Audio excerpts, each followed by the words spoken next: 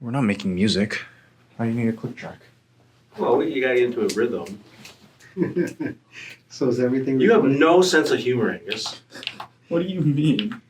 See, If you listen to that Daft Punk track and Giorgio Moroder's, it's all, the key is in the click track, and we can make a really great recording with the click track. A little metronome thing, click track. That song is very good. I really like that song. Daft Punk, the Giorgio Moroder one, I never really particularly, so it became a bit of an audiophile track, right? A lot of people were using it at CES. It's well recorded. Right. But I never really got into it. I don't know why. I like all the other Daft Punk tracks, but that particular one, I never understood why it was such a big audiophile track. When I was running my graphic design studio / production studio, I had a retoucher, and he loved playing Daft Punk, and he would play it 24/7. Do I want to know what retoucher means? That sounds pretty lewd. Photoshop image retoucher. I can't wait for this whole COVID thing to finally lift. Why? Because, I can't remember the last time I was actually at a restaurant, right? Sitting down. I remember exactly. It's the time we booted Jay out of the store. No, it was after that. I actually went to a restaurant. Well, I didn't. Yeah.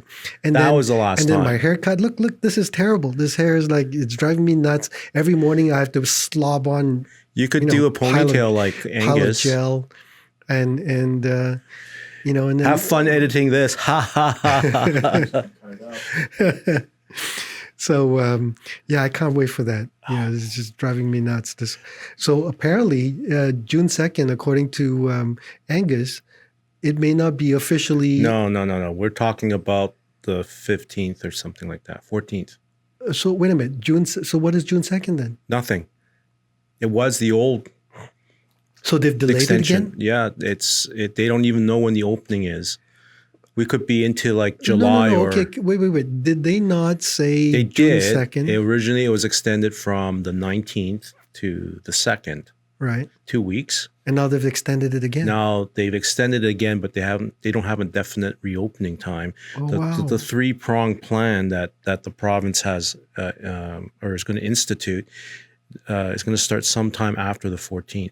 So I guess the week starts on the 14th. I can't wait to see clients again. I mean, just they're all jonesing to come here, but you know what? This means that you have to have the XVX up and running. I got to get some time. I got to get some time. So you got to block off some time. I got to get some time because they're all excited about it. Well, I might have to charge for charity purposes. Yeah, $5 a listen. Oh no, it's going to be more than that. $5 for 5 minutes. I want to raise some serious money for charity, which by the way, $10 for 5 minutes. Lead into the topics we're one going to be song. discussing. How about one song? You get to choose one song.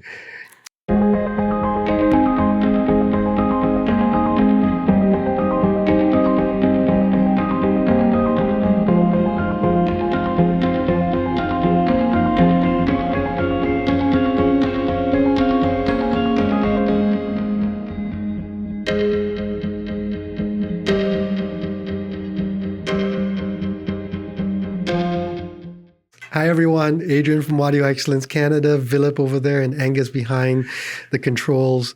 If it doesn't work out, blame Angus. He's the one that's been screwing up all this time. So not that we ever trained him. So he doesn't know. His resume said he had experience with live soundboards. Yes. So that's why we hired him. Other than the fact that we bought a new cheap. soundboard. Yeah. Mixer, recorder. Yeah. Much better than the old one. Oh, yeah. So the other one sucked. Yeah. So if you want to look for a little portable, recorder / mixer, we have one available. Yeah. The other one sucked. Thanks, Jay. Cost like $1,000 for bought 2 of those POS. Things. Yeah, it was terrible. I mean, the thing would just shut off by itself. It would turn on and shut off. He kept the one that actually worked, and then we had the one that didn't work as well. Typical. Jay. Typical. So anyway, today we're going to do a list of questions that have been submitted to us over the period of time, and Philip chose 3. I chose a couple. So hopefully you'll enjoy this. I think. So there's no review happening here. So don't get into Tizzy. Well, we're waiting for more stuff to arrive. We actually have a few things that we can do. Maybe next week we'll do some videos. We did listen to the new Macintosh. Oh, yeah. Macintosh MB20. The It's MB20. pretty good. Yeah, that video unboxing should drop maybe today. Yeah, there's almost no information in it, but you can see what the unit looks like. But Yeah. it does sound really good, and we'll probably do a review. If Angus can get his ass in gear, maybe that video will drop Remember, today. everything is your fault. That's right. And stop putting up all those flash screens saying, Yeah, no, do more. Those are funny. yeah. Didn't he tell you not to? No, I didn't. I told him to do more. Well, Okay. That's not what you said. First question. We need to mic you up, buddy. Yeah. Okay, first question. All right. How do you choose test tracks? What is the criteria? And before we go further, let me just say this. I've been getting quite a few requests to share the demo playlist on Tidal, and I just never got around to it, and frankly, never looked into exactly how to do it easily. And I think I figured it out well. Anyway, one of the guys will help me to do that. So here's what I suggest. In an effort to continue to raise funds for charities and also to show our gratitude, the fact that we're all hopefully doing better than a lot of other people, here's what I'd suggest. I will happily share my demo playlist if you donate $10 or more to your favorite charity. Take a screenshot, email it to me, adrian@audioexcellence.ca, or actually easier, info@audioexcellence.ca. Just send me that, and I will send you the link to the playlist that I use for evaluating equipment, demonstrations, and so on. So $10 or more. That's all. Yeah, but you got required. like 10,000 songs on your list. No, it's like 200-300. So I should also say this. Yeah. So the playlist comprises a whole bunch of tracks that I use for evaluation. And also, some of them are really good tracks. Some are not so good. They're not necessarily all great recordings. Even bad recordings can teach you a lot if you know what you're looking for. And certainly some of it, quite a few of them are incredible recordings. So well worth your $10 or more. And be more generous than $10. Don't be such a cheapskate. That's coming from me. All right. So again, just take a snapshot of your donation, email it to info@audioexcellence.ca. Angus will put a link or overlay the text, and I'll be happy to share the playlist with you. All right, Philip, how do you choose test tracks? What is the criteria? So this is not easy because... well, it's your question. I know it's my question, and this is why I've never really been able to answer it, and so I'm going to try to answer it now. One thing is that I actually take a lot of cues from your playlists. So when you have a playlist too, and it's pretty good. I have stuff that I like to listen to, and I've listened to some of it for a really long time. So Philip will share his playlist if you donate $20 or more. Okay, I will. But I mean, I've mentioned a lot of the songs I listen to. I don't play the entire playlist. Obviously, there's things on there, and some of them are actually from your list, and some of them are actually from our esteemed viewers who do want to share what they think is good sounding or really great sounding. And we've had a few of those things. Just over the years, I listen to a track, and if it's evocative and has some sort of emotional content, that's the good place to start. So it has to grab you somehow. I don't think about this whole thing about accuracy and within the sound of a track. That to me is not important. What's important is that I feel something, and when I feel something, that's a track I gravitate towards. And if you saw my playlist, you would understand. But one thing I've always wondered about, because I suffer from this issue, it's probably because of undiagnosed ADD. I can't listen to so let's say a particular song really grabs me emotionally. I react to it. I find that if I listen to the same song a number of times over a period, let's say a month or so, that same emotional attachment disappears. So as an example, this just happened to me yesterday. I'm flipping channels, and suddenly on is it iSky? One of those channels in England, they're showing concert of Dire Straits. Okay. Right. I'm going, wow. I immediately stop everything and I'm watching the whole thing. This is great. And watch the whole thing. Wonderful to relive Dire Straits, listen to their, some of the greatest hits. And of course, this morning I came in, turned on the Sonus power node, powering the Sonus Faber Lumina 1, blasting it. You mean I'm the in Blue my Sound? office. Blue Sound. Blue Sound, yeah. We're not a Sonus dealer. Blue Sound, sorry. Powering the Lumina 1, blasting it. I'm in my office and I can hear this thing and I'm playing Dire Straits and I'm grooving to it. And the reason I'm really enjoying it is because I haven't listened to Dire Straits in a very long time because I got so tired and sick of it. Because there was a period of time in the 80s and 90s where that was... Well, Brother in Arms was everywhere. That was the thing that everybody played. I got so sick of it, I couldn't play it anymore. So how do you do that? How do you play your Gregory Porter, Hey Laura every single time and still get emotionally attached to the thing? Well, because that track does it for me. I mean, it doesn't really matter how often I play it. It's not just that track. You play other tracks as well, and they all do that to you. One of my secrets is him to a quivering mess. I only listen to about 30 seconds of the track. So I don't listen to the whole track. I'm like you. I'm a little bit impatient. Yeah. And for me to actually sit down for 3-4 minutes and listen to one entire track, that's not an easy thing. I think most of us are a little bit like that. And when we're, evaluating something,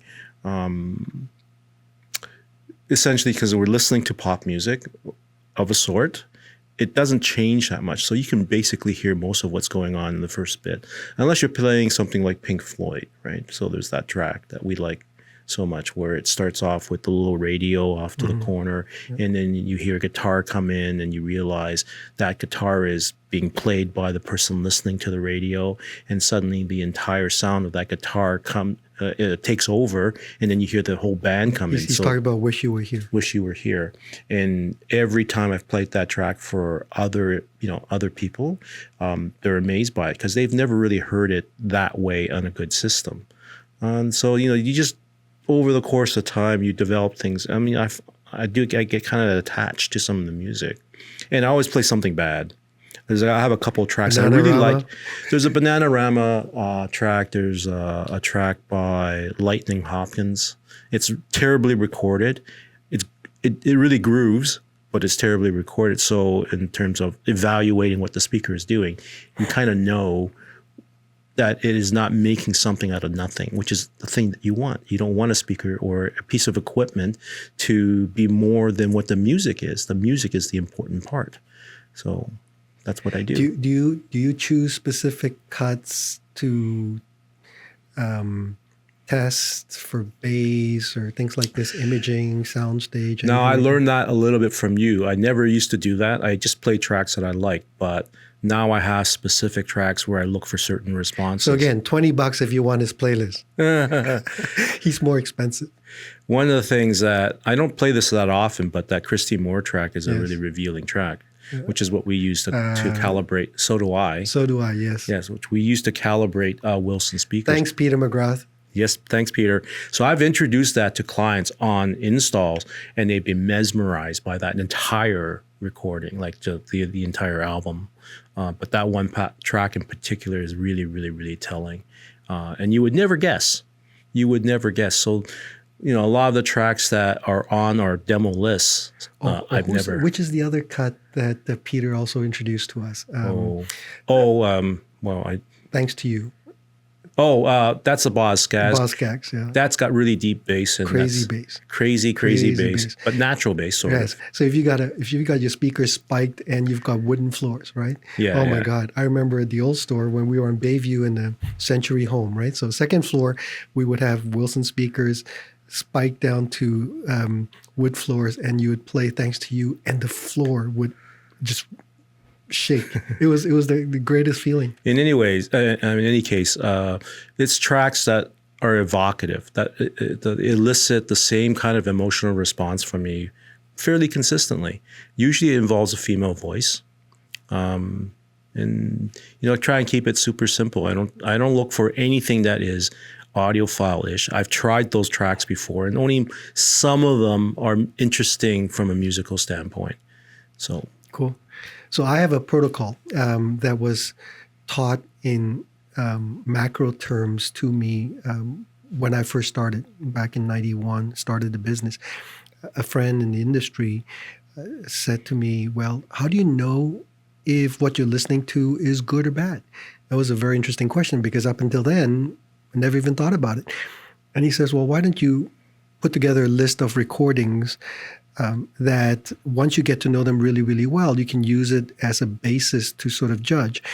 And so start with something very simple. So in my case on the playlist, $10 or more, we start with you have Cowboy Junkies. Cowboy Junkies, yes. Just a simple voice in a church, Trinity Church, downtown Toronto. And if you listen to her, she's very close mic'd. You can hear the church, the ambience. You can hear the HVAC when it comes on. You can hear some construction happening, all the stuff. And if your system is not particularly transparent, you'll know because you're expecting all this detail. And if you don't hear it, it'll shock you. If you do hear it, that's great. Then you move on to the second track. And again, I go with something a little bit more complicated at that point, because if we can do something simple, let's go with something a little bit more complicated.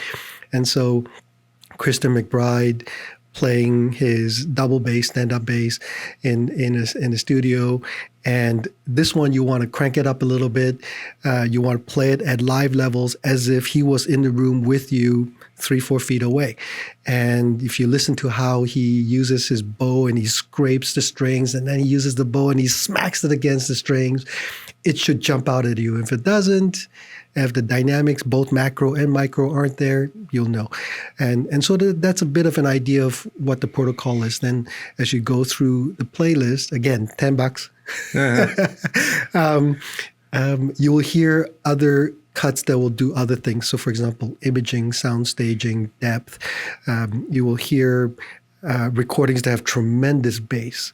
We have some synth recordings that go really, really low. There's that track by Muse that you play. Yeah, Muse, London Grammar.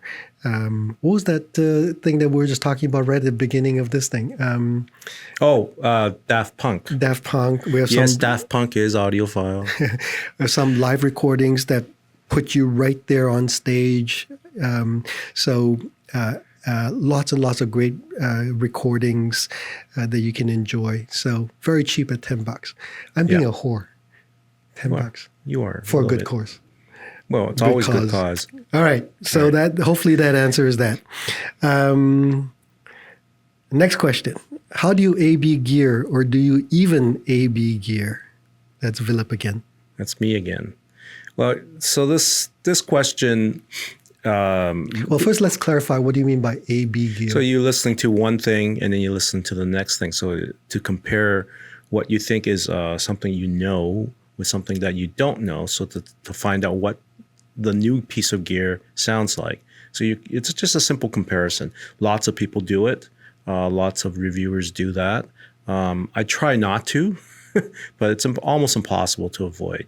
I mean, the last video we did was about headphones. So I was listening, switching back and forth, just to hear. And that will really tell you if you have a good memory, and I think I do, then you can tell what exactly is different. Not so much what is better, but what's different, and see how well you connect to it and whether you like it or not.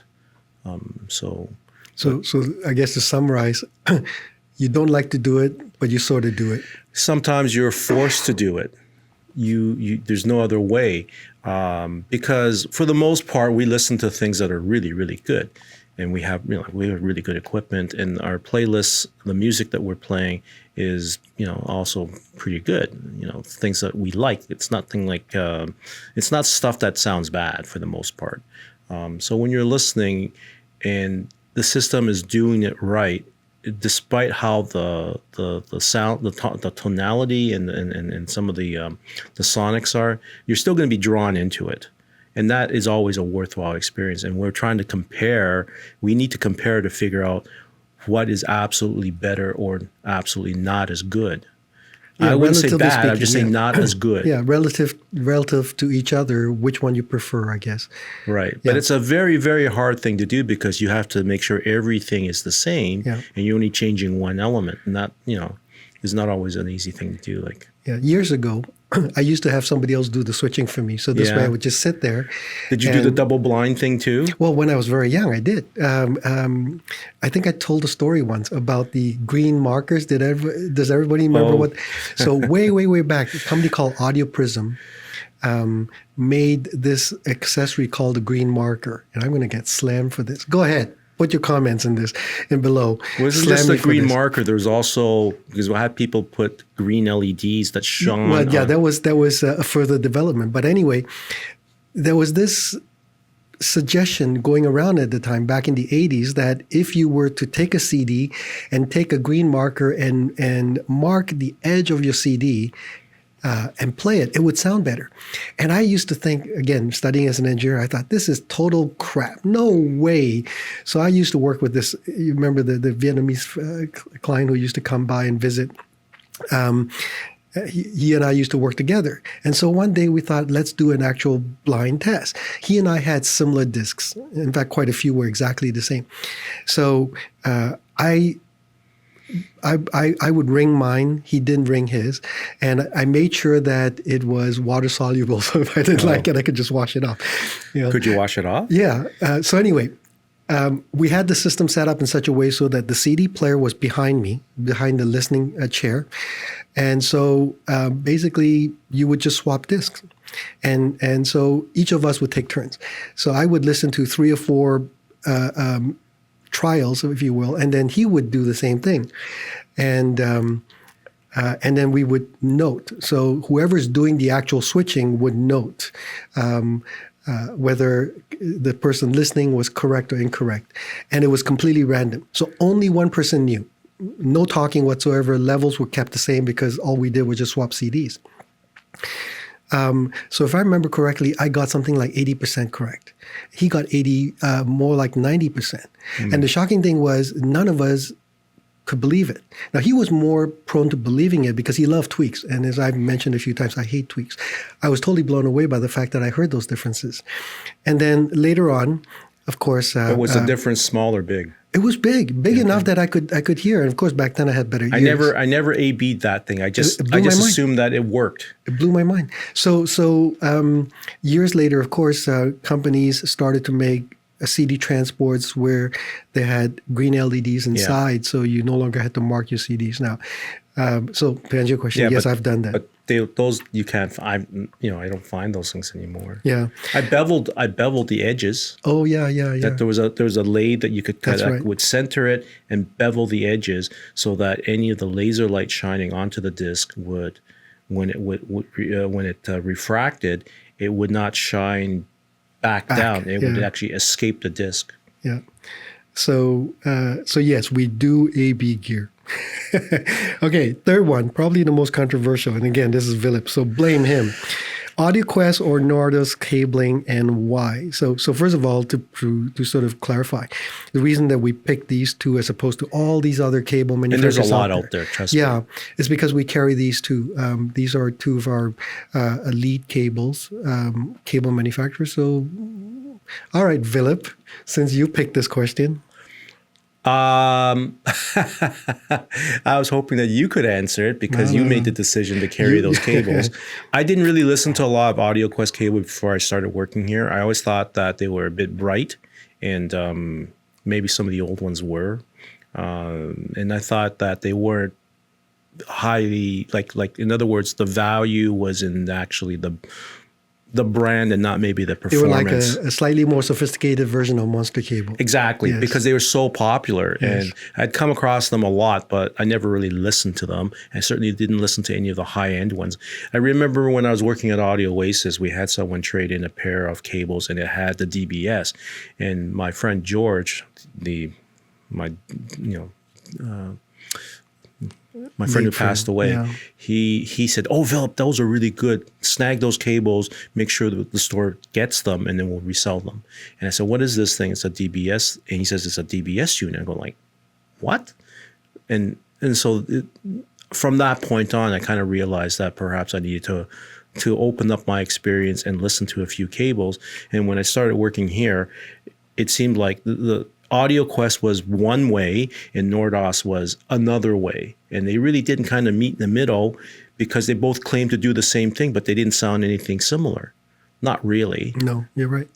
And generally speaking, when we make recommendations, the Audioquest, as much as it does no harm, which is one of their mantras, it has a certain particular sound. And it tends to be a little bit warmer, in my opinion. It's more like a Macintosh. It's more like a Macintosh, which was not my experience prior to, like 6, 7 years ago. When I listened to some of the lower end Audioquests, it didn't sound like that. To me, it didn't sound right. But they've made a lot of changes. And now the cables are fantastic. I would not hesitate in using them. And then the other thing is, Nordost, I also thought was particularly bright. And now, I don't know why I thought this. I maybe heard it a few times, but never in depth like I can hear them here. And the Nordost cable, the good ones, the really good ones, are all silver. Like a lot more silver than the Audioquest. Oh, 5 minutes. And but it's quite smooth. I've compared it to lots of stuff. And you would think that it would be super fast and a little bit thin. It's none of those things, and it's all silver. So one of the questions I asked a manufacturer not long ago, where in the range would you say is the break point? In other words, where it's really good value, not necessarily cheap, but really good value for the money you spend. In other words, below that, it's okay. Above that, starts to get very pricey. Where would you say for Nordost? I've been told Red Dawn, which we don't have a lot of in the store. And we generally use Blue Heaven here, which is relatively inexpensive. And because I don't AB, when I have Blue Heaven in the system, it sounds fine. It like all the details there, and you don't really miss not having more of whatever it is doing. But every time I put something better. Yeah, I used to say the Red Dawn too until I heard the Heimdall and go, oh. Well, that's the thing. It's like every time you go up a level, you suddenly realize, oh, there's more. Yeah. There's more. But you certainly don't kind of miss it if you don't know about it. Yeah. And with Audioquest, obviously anything with DBS on it, that's where it gets good. I'll tell you a story about the DBS. I might have talked about this when we did the Garth Powell. Oh, okay. 3 minutes. You want to shut off and start again? All right. We'll be back.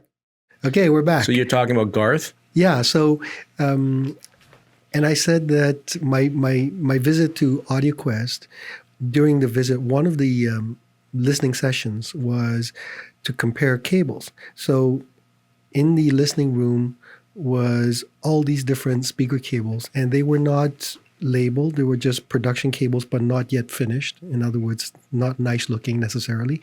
And the idea was to hear without prejudice as we went through confirmation bias is really strong. As you just listen to the cables, what you thought. So you play one cable, then play the next one up and next one up. And most of us listening would nod our head, yeah, we heard the difference and it was definitely better, but yeah, it's okay. And then there was a point where a new cable was put in and suddenly everybody was maybe about 12 or 15 of us. And I was sitting towards the back as usual. All of us turned to each other and said, wow, what was that? And after that demo, Garth said, okay, what you just heard is the exact same cable as the one previous, except this one now has the DBS. And just again, to sort of frame it, I had no idea what the DBS was. We had just become a dealer. I don't pay attention to details. And it would blow my mind that this little device could make that kind of a difference. So not knowing what was happening, there was no confirmation bias. I had no idea what the different models are called to this day. After being a dealer for 7 years, I still don't know whether a cobalt is more expensive than a carbon or vice versa. With fire, I have no idea. All I know is that when the cable with DBS was connected, it was substantially better, like a lot better, so much so that it was very obvious. So there you go. And there's a simple way to actually, if you have a cable with DBS, you can just simply disconnect the power right, but pack. it apparently takes a while for that effect to dissipate.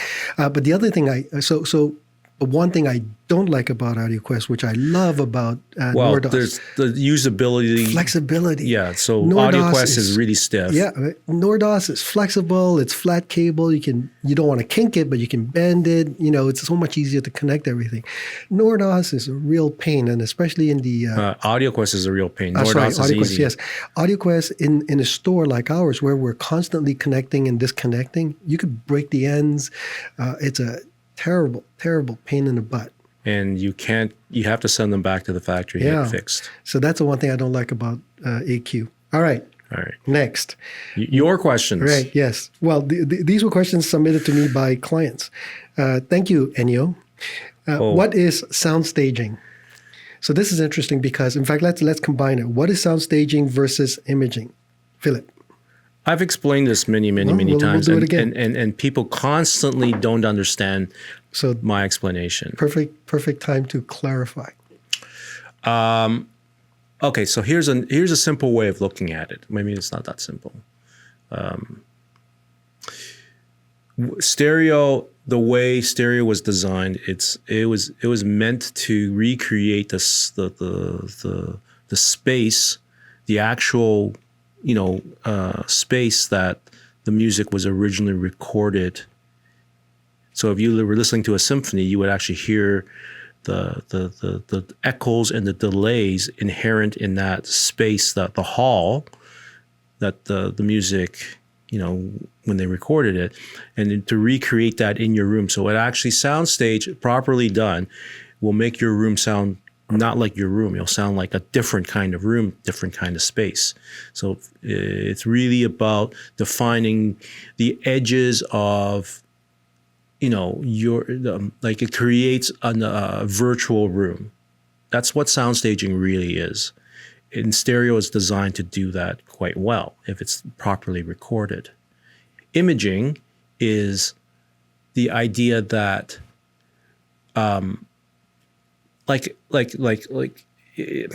what's the best way of putting it?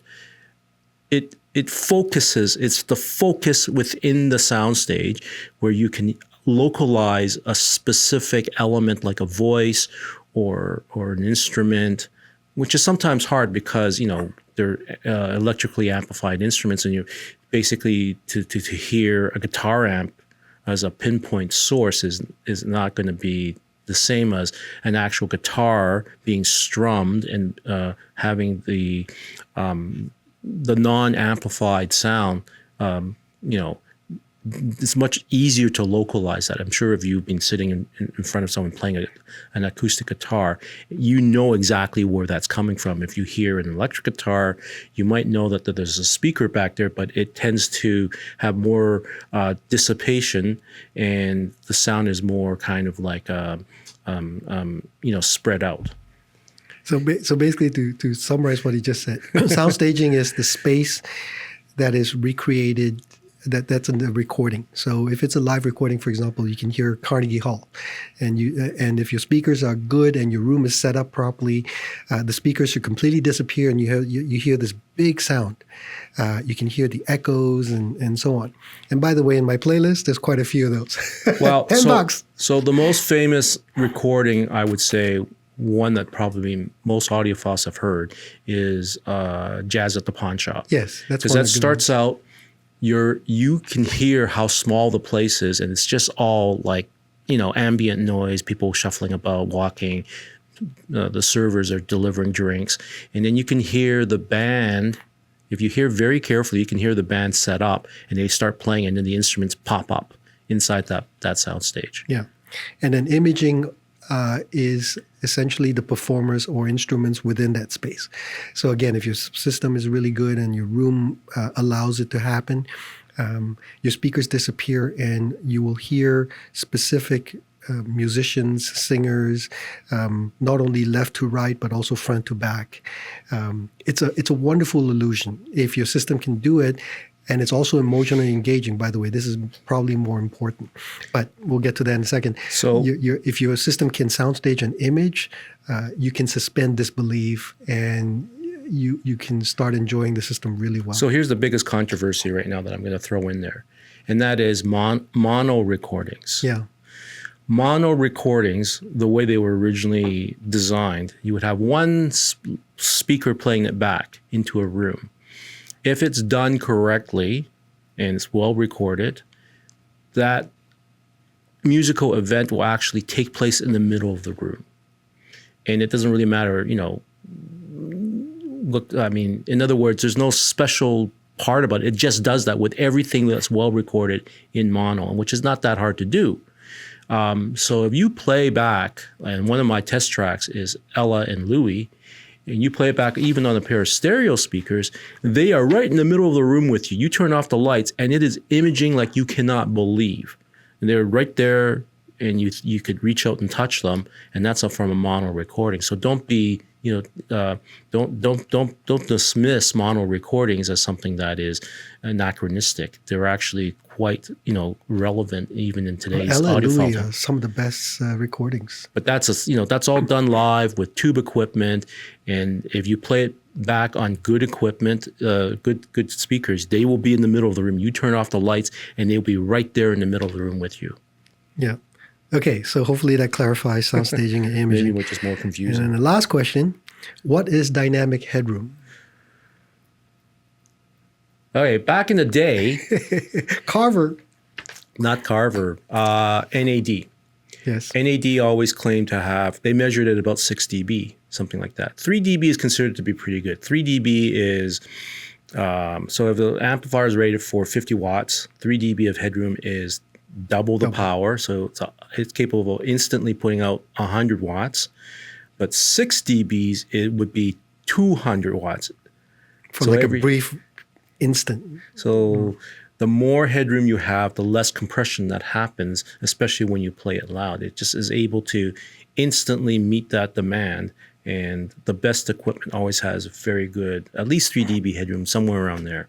It's not always easy to do well. But it's something if you play name equipment has very low power ratings, but it has tremendous headroom. So when you turn it up loud and there's a kick drum or something like that, that's very energy intensive, the amplifier is able to portray that correctly without any compression. It doesn't slow down. It just sounds open and instantly responsive. For those of you who are into cars, it's like a nitrous oxide bottle that lasts for 2 seconds.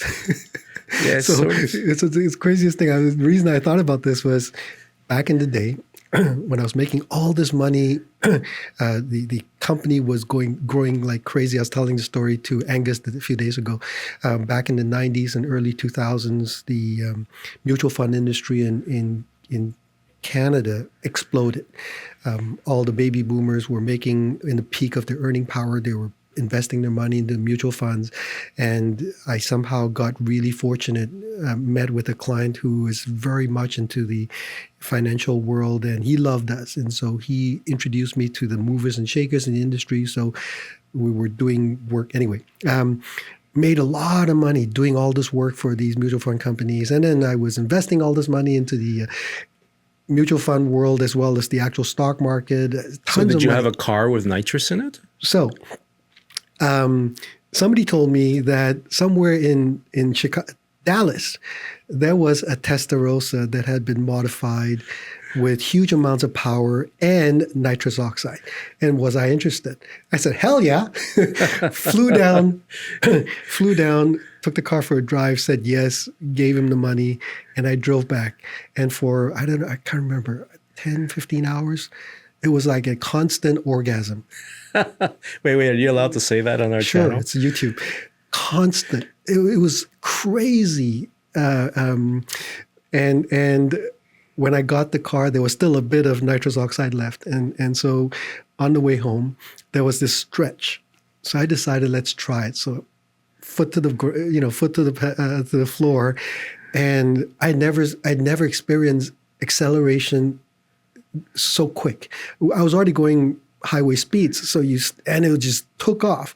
It's like scariest thing in the world. That already is a scary car, though. Yeah, scariest So thing in the world. did you see the engine temperature? Just No, the car behaved perfectly the entire that's time. the problem with nitrous is that it can Entire time. Well, there was only a make bit it left in the overheat. bottle. Okay. Entire time, it was great. So anyway, that's my story with nitrous oxide. Okay, I think that's it. Again, if you're interested in my playlist, I'm cheap, $10 or more. Take a snapshot, email it to info@audioexcellence.ca, and I will share with you my playlist. And if you want Phillips, assuming he's willing to share, $20 or more. And we'll actually see who gets more responses. Maybe we'll get both.